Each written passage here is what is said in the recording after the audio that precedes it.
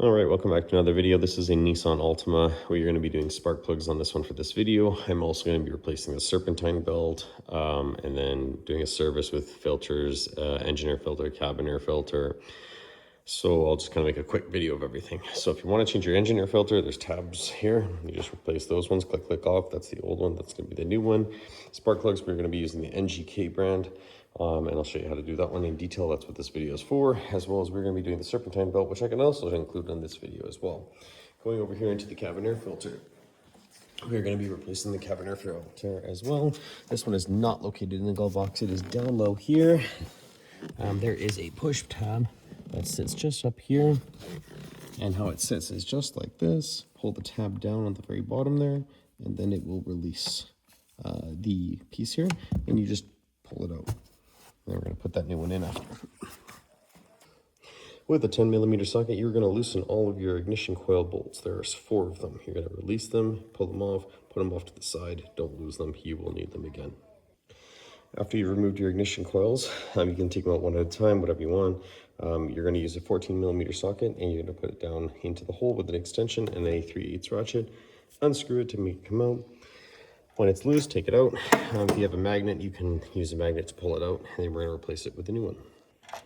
Pulling it out, you can clearly see that this one's got a bit of a valve cover leak going on in there too. So we're going to be replacing that spark plug, all of them, and double checking on that valve cover gasket that's in there. Go through them all. They're very straightforward. Pull it out, move to the next one, pull it out, move to the next one. Just when you're going and putting it back in, make sure you're just snugging up the spark plug. Don't over tighten it because you can seize it. It's always best to use anti-seize as well on the threads. All right, so I'm on the last spark plug now. I left that one last because that one was really stiff to get, hard to get out. They didn't use anti-seize on the last time, but just to show you the comparison between the new ones and then the old ones. Okay. Know when it's time. Service interval on spark plugs is usually about 100,000 kilometers. Anyways, I'm going to drop that one in there, and I'll show you what to do next. Once you've got the spark plugs complete, you got your 4 old ones out and your 4 new ones in, you're going to connect all your ignition coils to it, tighten down the 10mm bolts there, just until they're snug, and that's how you do your spark plugs. Now we're going to move on to replacing the Serpentine belt. First things first, you need to lift the vehicle up and remove that wheel. All right, lift the vehicle off the ground, 21mm socket to remove your nuts. Remove the wheel. After your wheel is removed, you're going to have all those push tabs, 1, 2, 3, 4, and then probably 2 underneath, just in this one section right here. You are going to remove that to gain access to the side of the engine, which will expose the Serpentine belt as well as the tensioner, and I'll show you what to do next. Remove that. Use a appropriate push tab remover tool so you can reuse your plugs again. Once you've removed all your tabs, that exposes your crank pulley, and then right here is your tensioner. It's sitting right above it at the index finger. That is going to be your point where you will be putting on your socket, and then you're going to be able to crank it down. Now, there is a little trick here, which will be hard to see, which I'll show you in just a second. But there is, once you've released it, you can push a Allen head into one of the pins there, which holds the tension off to make your life easier to replace the belt. All right, so you can see there's a 17mm socket on there. That's going to be exactly where you're going to put your socket, and then you're going to break it free.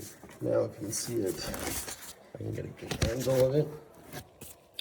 Just underneath that pulley there, you see those 3 holes. The first hole is actually going to move, and it's going to make it easy for you to line up on the other 2 below. So when you're pulling your tensioner down, you want to get as low to the bottom one as you can, right above that nut, and put a Allen head in there, because that'll make your life a lot easier than putting it in the one just above it. All right, so you can see that the tensioner has broken free and it's loose, the belt's dangling. I've got my Allen head in there, so just be careful because it can spring and bounce out. But I got my Allen head in there, so now I'm going to gently take off the Serpentine belt. Okay. And then you're going to compare it to your other one that you're taking off. As you can see, this belt was cracked. Okay. All the way along So it was definitely time to replace this belt. Okay. Always compare the length between the old belt and the new belt to make sure that they are the correct one for the vehicle. I found it easy to feed it through the top and let it dangle down because you got to get it on your alternator pulley. So it goes over the first pulley, and that pulley that sits right above it goes on top of that one, then loops underneath the tensioner, around the crank pulley, and then over the AC compressor just down there. It's one of the easier belts to put on because some of them have more pulleys than this, but I will see if I can attach a photo in the screen here so you can see what your path of your belt is. All right, so I got my belt on now on the alternator pulley and the lower pulley here. If you're looking at it here, you've got your crank pulley up here. It's going to come over the alternator pulley, down over top of the second pulley, wraps underneath the tensioner, comes back up over this crank pulley, back under here, and there's one more pulley sitting right here, which is the compressor, right there. And then you just take your tensioner and take it off, and then that's it. You're gonna put your plate back on there, and that's basically how you do it. I got an oil change to do on this now, so that's the end of this video. But yeah, put your shield back on there, and then put your push tabs on there, and you're done putting your Serpentine belt on. Just make sure that you're sitting correctly on all the pulleys, so that way it doesn't fall off, so you don't have to repeat the job twice.